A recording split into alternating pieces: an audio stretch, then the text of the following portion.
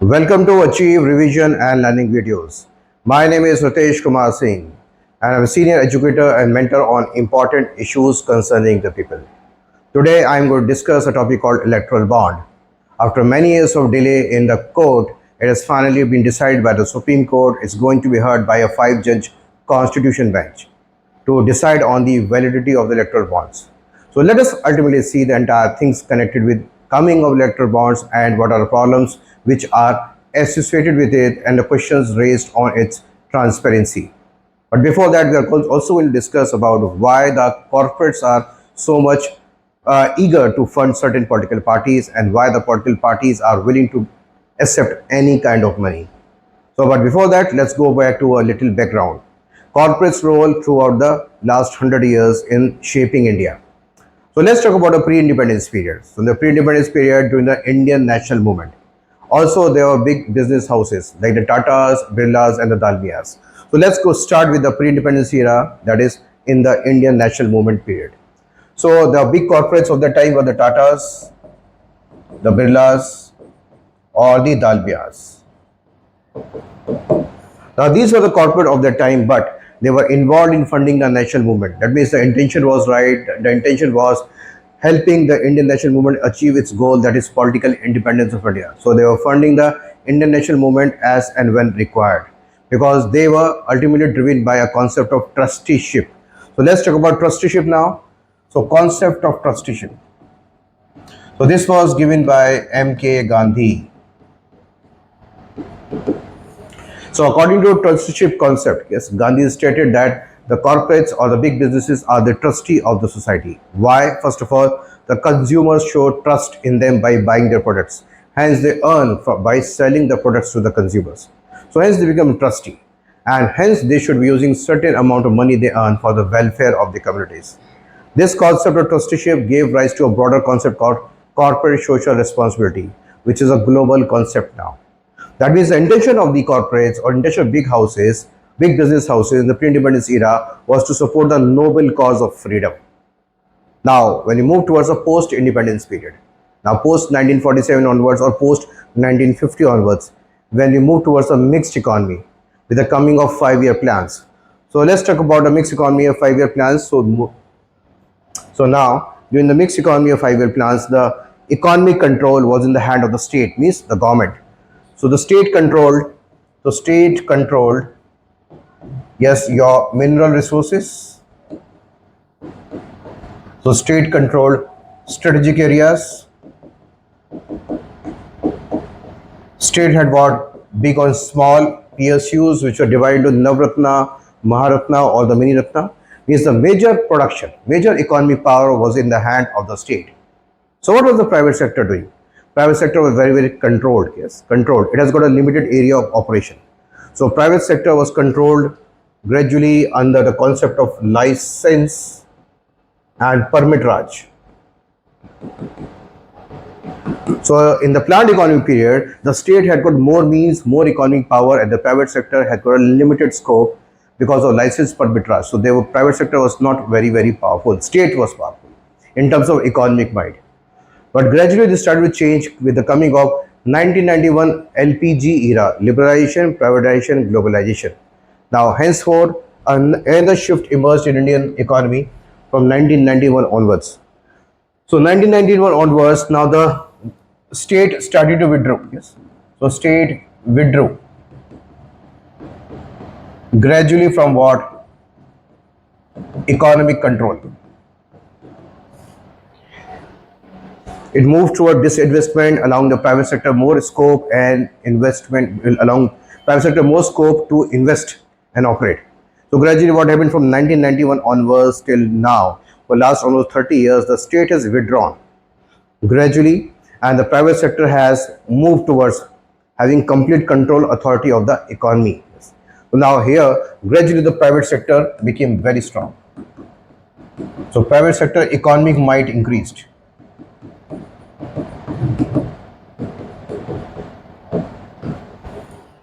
So government started to sell their stakes, private sector were invited to invest, overtake certain areas, global investment, all these give rise to what? Again, more and more private sector led investment. and the state withdrew gradually. So the economic might of the private sector increased in the last 30 years. Now we know the political parties are the not for profit organizations. They have to what depend upon funding. They are supposed to receive funding. So they receive fund from their their own membership or the members. They receive fund from what small local businesses. They receive fund from what even the bigger industries and businesses, and they also receive funds from what biggest corporates. So they are dependent upon funding.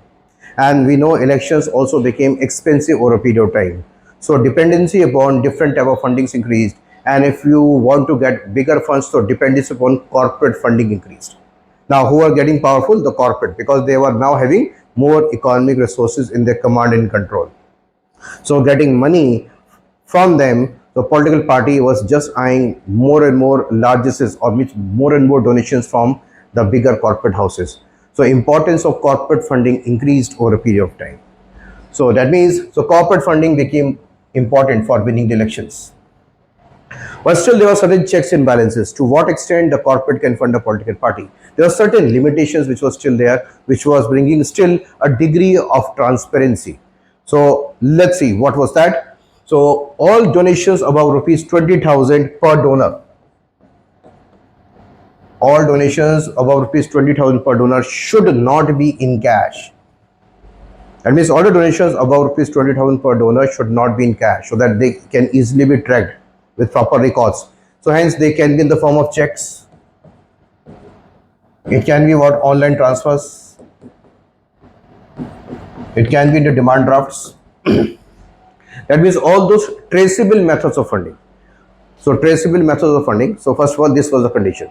Now at the end of the financial year, all the political parties have to submit their total contribution that they have received in the form of donations, the entire volume, yes, to the Election Commission of India for again scrutiny. So now, so here again, so they were easily checked, because by these type means of donations, it can easily be tracked who is funding whom. So that means still everything was very open. And there were one more major limit.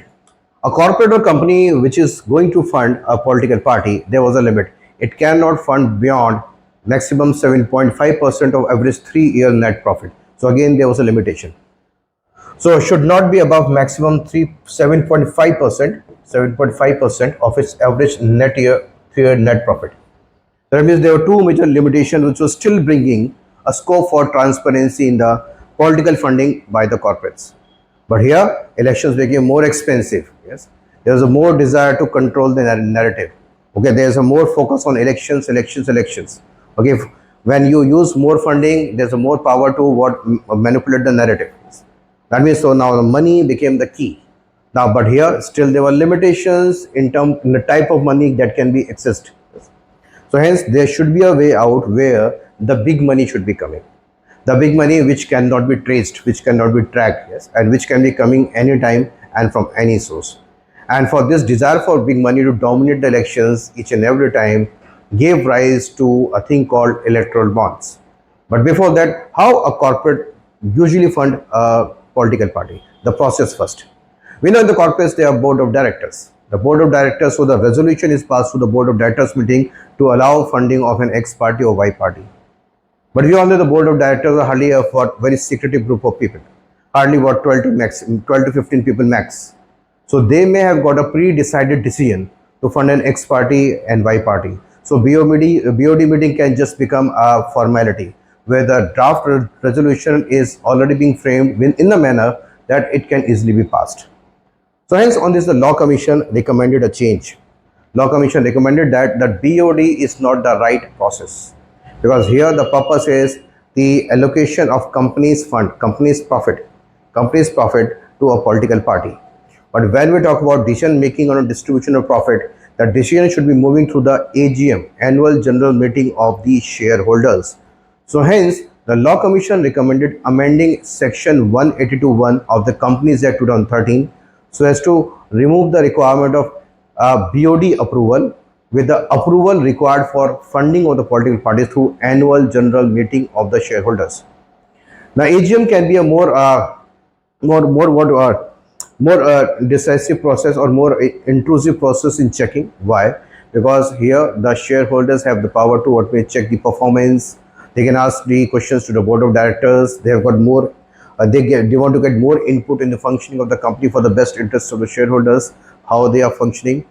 And secondly, why the shareholders become important? Because in case if the shell companies or just the companies of paper are being used for funding through electoral bonds, then the AGM process, if it is made mandatory, can easily check that, because a shell company definitely will not be having real list of shareholders.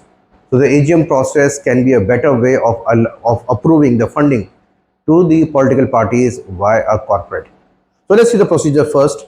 So now the procedure is so for big money, definitely we are talking about big money. A new route has to be found out, because still there were limitations of corporate funding, because certain checks and balances were there in terms of what volume of funding as well as what the type of funding. So hence the desire for big money now, which may be requiring a new way forward. But let us see the current method of funding, which is usually comprising of funding is done by approving the resolution to board of directors meeting. So as I told you that BOD can be a secretive process. A decision can be pre-decided. So on this, the Law Commission recommended amending Section 181 of the Companies Act, that the resolution for funding a political party should be passing through the AGM, annual general meeting of the shareholders. So AGM becomes important because it scrutinizes the company's performance, strategy, dividend payment, can also ask questions to board of directors. AGM are important for the governance of the company. They are the platform for shareholders to express their views and ask questions on the company's management and affairs. And we all know that funding to political parties is issue of what use of profit and distribution. So what is a better platform? AGM, because shareholders have the first right on the profits in the form of dividends.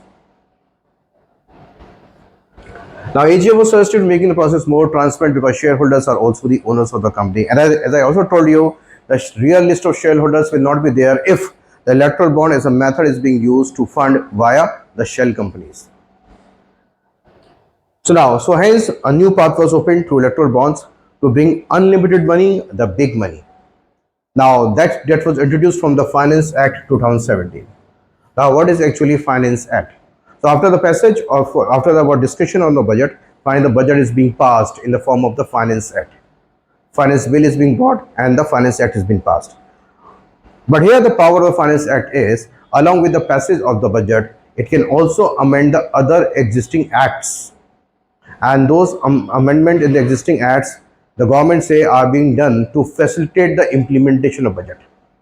So hence in this Finance Act 2017, certain existing acts were also amended, like the FCRA Act, Foreign Contribution Regulation Act, FCRA Act, Companies Act were also amended, by ultimately telling that this amendment or these amendments will be helping in what better implementation of budgetary provisions.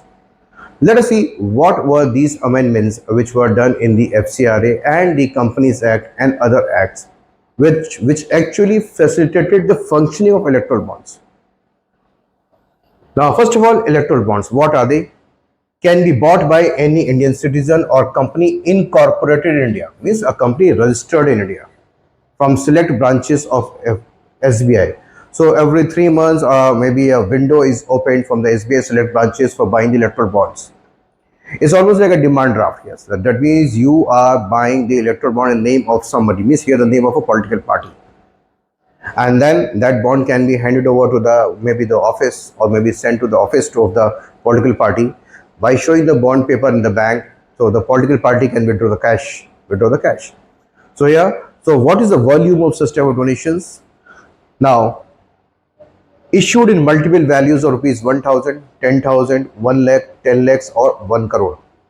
That means multiple values. Now, when we see the higher denomination bonds, which can be bought in multiple values, definitely the intention is to facilitate the big corporates to fund regularly and by using multiple denomination bonds.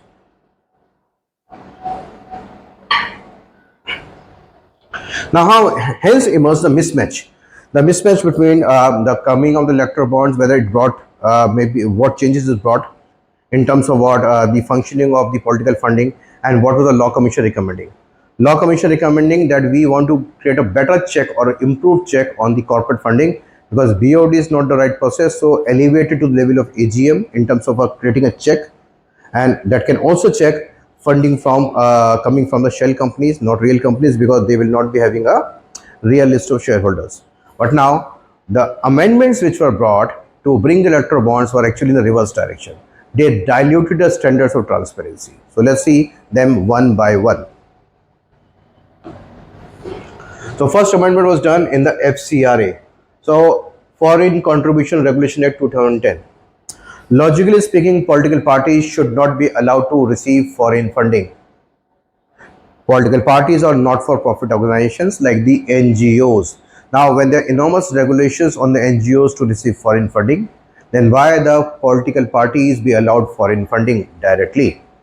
Because if somebody is going to fund, if any party is going to fund, or any person is going to fund, any institution is going to fund, or any secretive person is going to fund from outside the country, a political party, definitely by funding a political party, which can be a major party, which is potential to form the government. So that means funding coming from outside can control the policy making of our country. So controlling of the policy making of our country from outside is a direct dent on India's sovereignty. But here the foreign funding of political parties was allowed through this amendment. And also not from the date of amendment, but from the retrospective effect. That is from the year 1976. This means the political parties were receiving illegal funding before. All those illegal funding were now made legal by making this amendment from the retrospective effect. The year was 1976 onwards. Now that means the political party can receive fund directly from the foreign shores. But still there is a risk. If larger volume of money coming directly to the political party foreign shore, still there can be scrutiny. So why not? Why not route this fund via Indian companies? So hence it may be requiring what amendments in the Companies Act. So 3 or 4 major amendments were done in the Companies Act 2013 to facilitate the routing of the foreign funds via Indian companies, and these Indian companies will be buying electoral bonds and then funding the political parties. So let's see the amendments. Now, as we know, the process is Board of Director resolution approves the funding of a political party.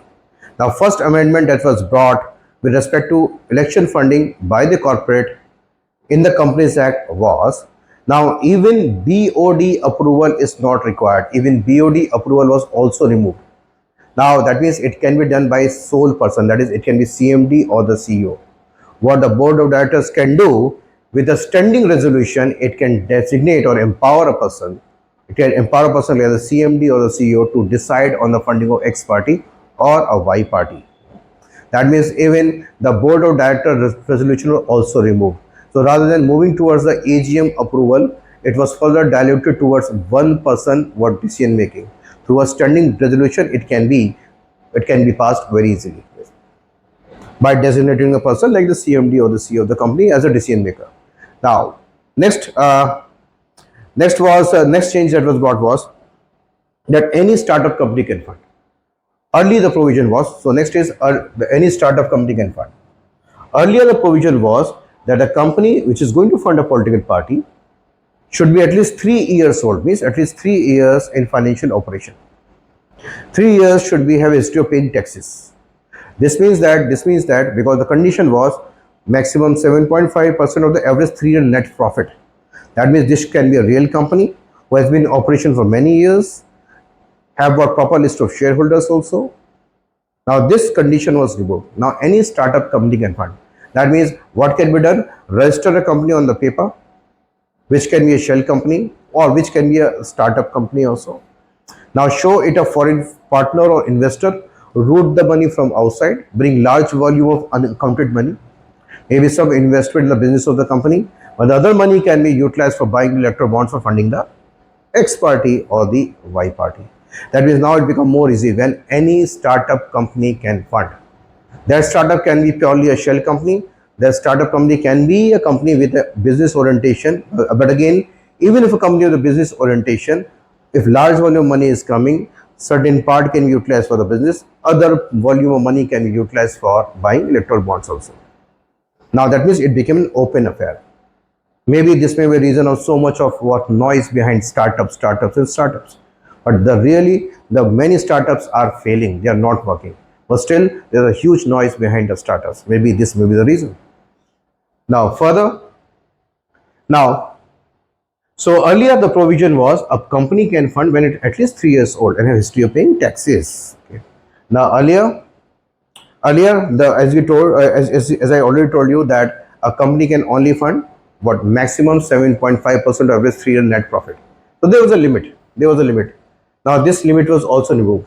This maximum limit was also removed. That means any volume of money can be routed via electoral bonds if the company is funding via electoral bonds. So even the maximum limit was removed.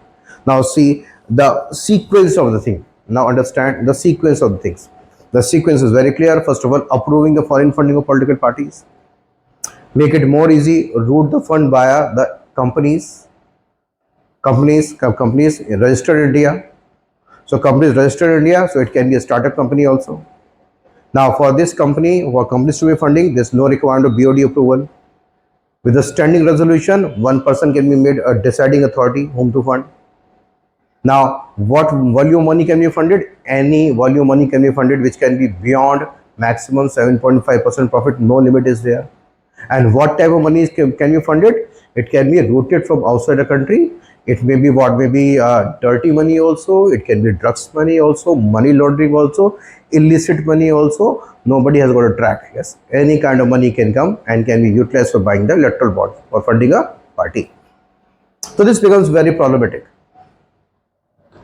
Now, also there was a provision to safeguard the company also. Now, the companies which are using electoral bonds to fund the political parties, they can also hide it from their profit and loss account.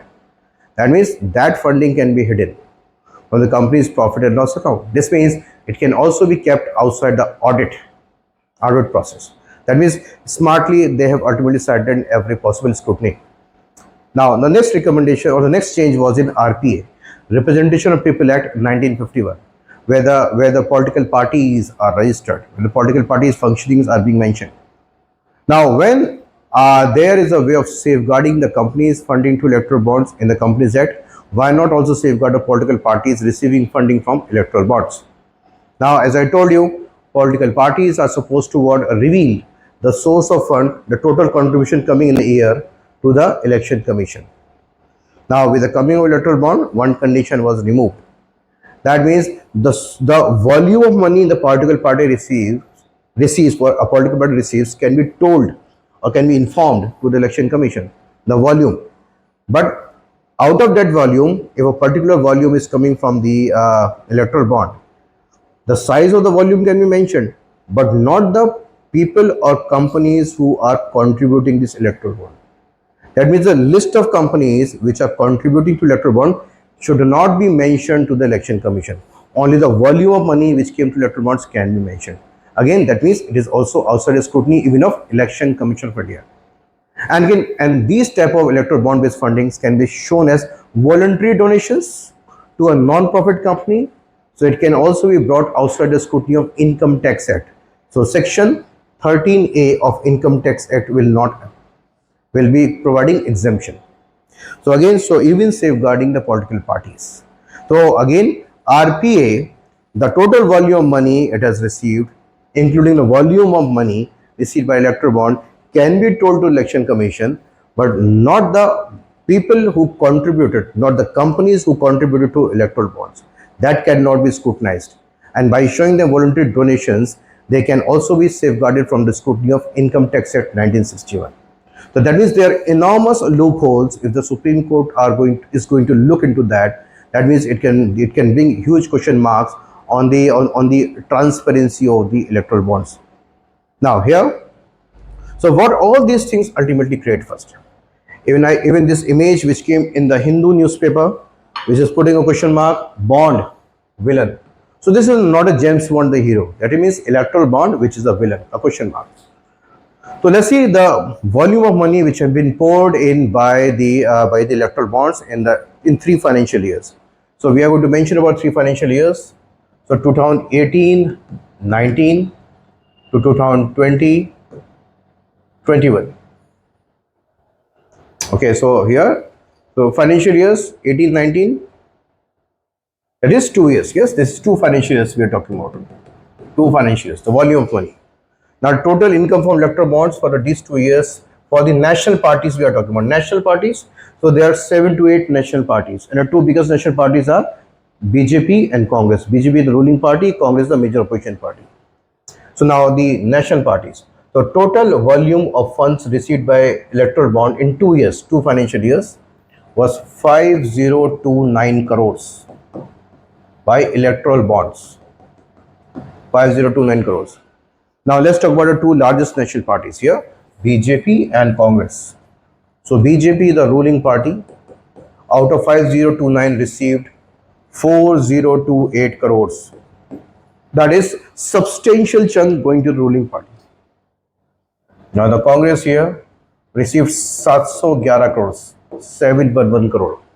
That means still there's a huge mismatch between the ruling party 4028 crores and the second largest party 711 crores only. Now if we ultimately would combine these two, so 9374 4739 crores. Total 5029 crore, and this is basically distribution between 7 to 8 parties. So 5029 crores minus 4739 crores is 290 crores. So 290 crores for rest of the 5 or 6 parties. Okay. Two parties cornering what more than 4,500 crores, but still only BJP cornering 4,000 crore rupees out of what the 5,000 crore amount. This clearly shift the power in the hand of the ruling party. So there are more chances of winning the elections regularly because elections has just becomes the money game. The more the money the party has, the more the money the candidates has, more power to win the elections, influence elections. Now this can be done very easily. Yes. Now, so but this distorts the multi-party democracy by giving too much power to one or two parties in the country. Now that does not mean, and big money has the power to spoil the morality and ethics of any party. So if this party is under control, maybe the new party which may be forming a government in future can also be spoiled by the electoral bonds, because big money has got the power to spoil any political party. Now, so what can be negatives which can be there from the electoral bonds continuity? So first of all, when we talk about electoral bonds, so this gives rise to a thing called crony capitalism. When big money is coming from certain corporates and the political parties are willingly taking those what money, that means these political parties are in the control of the big corporates. Now the big corporates can force the political party which is in power to design the policies favoring the business of certain corporates only. So there is a tilt of power towards 2, 3, 4 big corporate houses, and the party in power has to do it because it has taken enormous funds. So it is under foundation. So political party is not independent from the clutches of the big corporates. So hence it gives rise to a term called crony capitalism.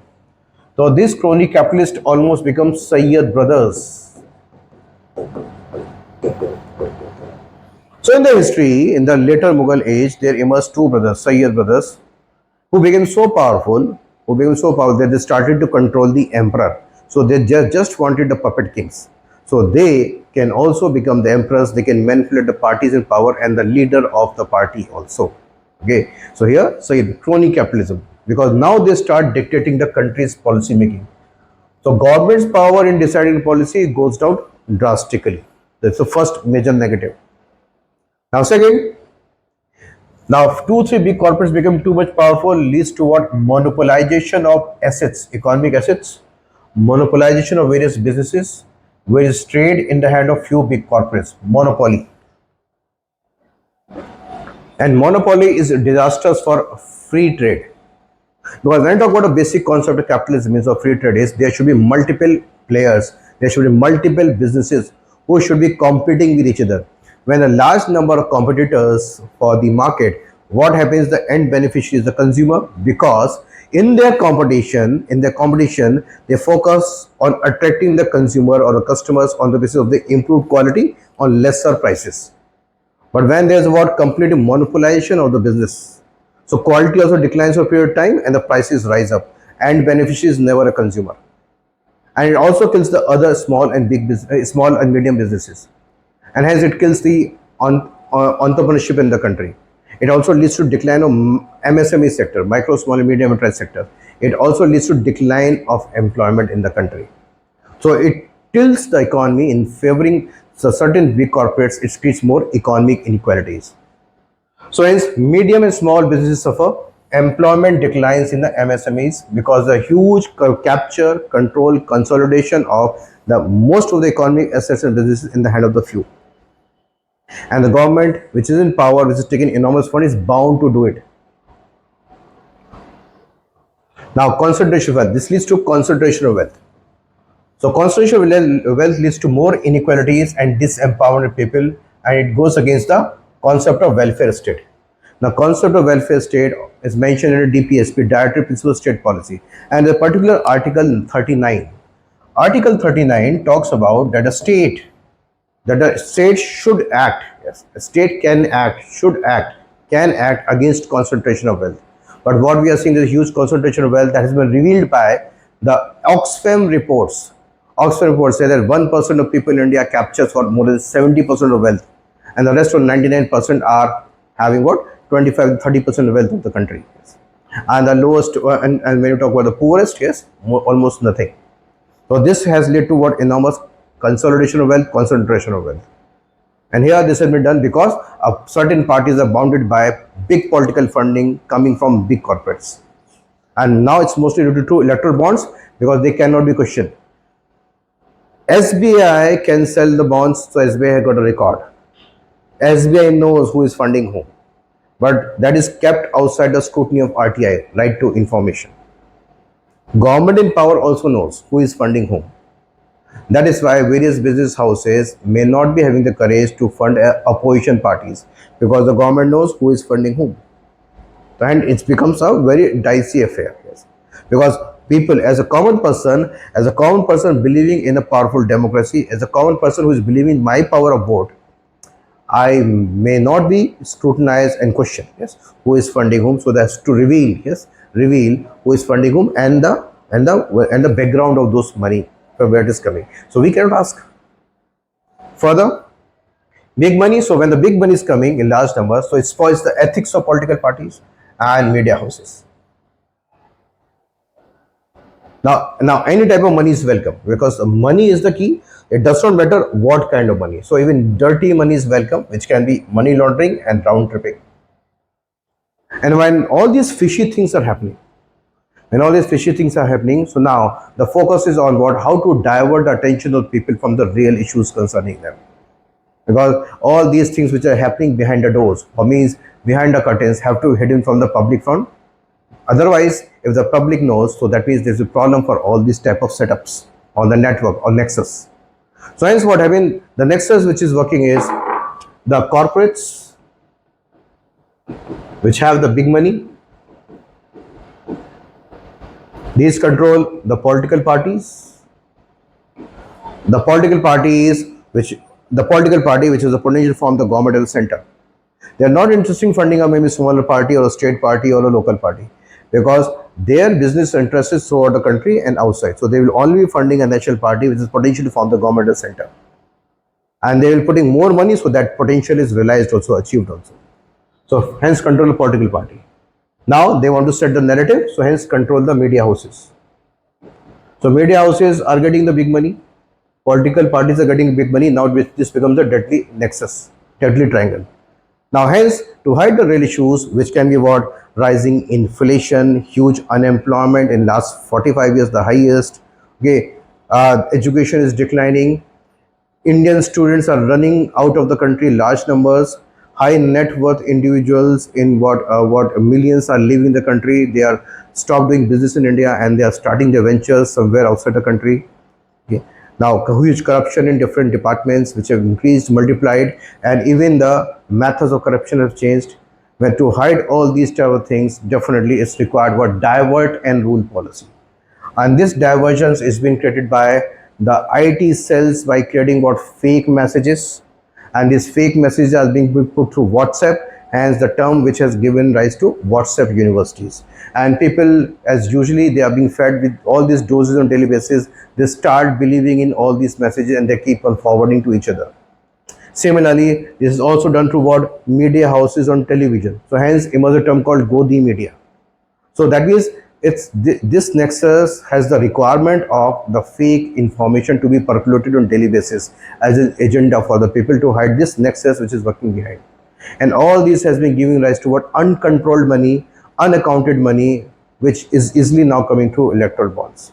So hence it is creating problems for what? So you may be thinking that you are voting, but you are not voting. You are forced to vote in such a manner because the narrative has been set so as to divert your attention in a particular way and even inducing to vote also in the particular way. So maybe we as a citizens are also losing our voting power because we are not being told the real facts. So this gives more power to one or two big national parties. Now, can spoil any party in power?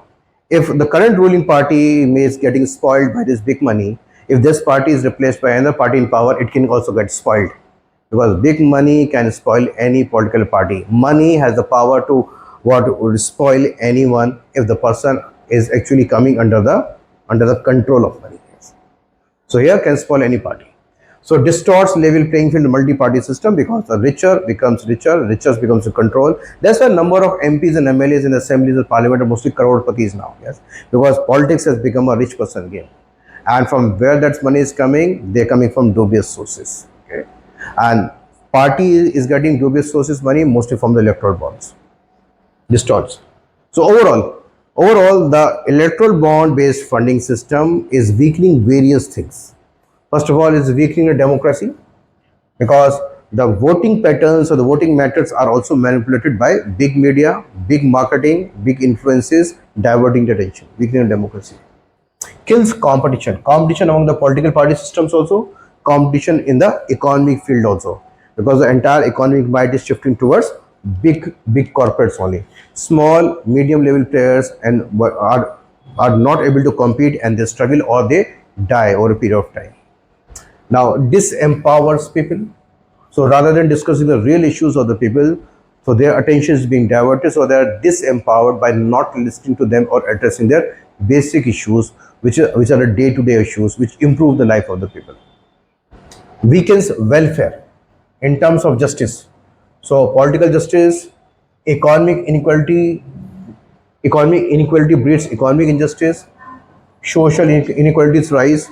So that means the real welfare has taken a background because the other big things are being shown to the people, which may not be directly improving the justice in their life, whether the political, economic and social. So that means electoral bonds are very, very disastrous for a democracy like us. We want our democracy to become more powerful, where the people are more empowered. It should become very successful like the Western European democracies. We are still a very young democracy. We want what best way forward, and the best way forward should not be coming through electoral bond based funding system, which is completely opaque in nature, which lacks transparency at all, which can invite any kind of dirty money also, and which can spoil any political party. So what is the way forward? Yes, I already told you. Now the Supreme Court had decided to listen this case from 31st of October by a constitution bench comprising of 5 judges, and I hope that the Justice CJI, Justice Chandrachud, who is the Chief Justice of India, make a lasting impact by scrutinizing electoral bond, which can be disastrous for a democracy. And the Supreme Court looks into the things in a deep manner. Definitely, there are more chances. Electoral bonds can be wiped off. Yes, and wiping off electoral bonds is our request. Yes, is our desire, so that we have to restore the faith in the political democracy and also re-empower the people. Thank you for watching the video. Please subscribe the video for more informative content that's going to be presented on regular basis, and whatever I discussed on the board is there in the PDF attached to the link of the video. So subscribe the channel, press the bell icon for more and more information from my side. Thank you.